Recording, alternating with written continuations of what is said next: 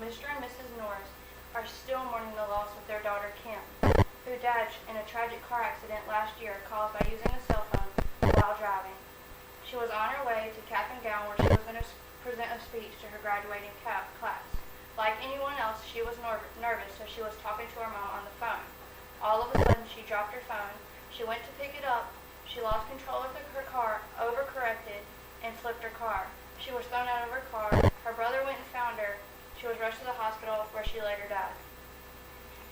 In the article Cell Phone Hang-Up by Sam Hatchkis, it says about 80% of U.S. drivers use a cell phone while driving. Thousands of lives have been claimed due to the repercussions that have came about because cell phone use while driving. These anomalies could have been avoided by hanging up the cell phone and focusing on the road. Today we will go over the following: the people that this topic affects and the statistics about it, the consequences of using a cell phone while driving. First, the people it affects and the statistics behind it. How many people actually own a cell phone? According to CITA Wireless Association, 82.4% of people own a cell phone. How many people own a car? The website AutoSpecies informs us that 2.82 cars are available at each household. Now let's determine how many use both at once. Stated previously, 80% of people use a cell phone while driving. Now let's discuss the consequences. I'm going to tell you a story of a young man. I work at a shoe store and have the opportunity to come in contact with many young people. One young man sticks out in my head. There was this guy who came in one day and kept bringing up the fact that he was in a wreck. I asked him about the wreck, and he later on told me that he had been in a wreck caused by somebody using a cell phone.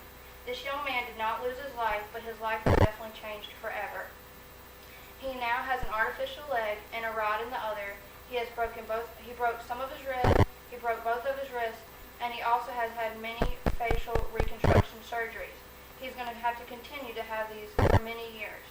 He made the statement to me that he is always going to wear sunglasses due to the fact that he is embarrassed because of his face. This young man actually had the opportunity to go into the military, and that's what he had always dreamed of. But due to his disabilities caused by the accident, he will no longer be able to have that opportunity. Now let's talk about what happens when you use a cell phone while driving.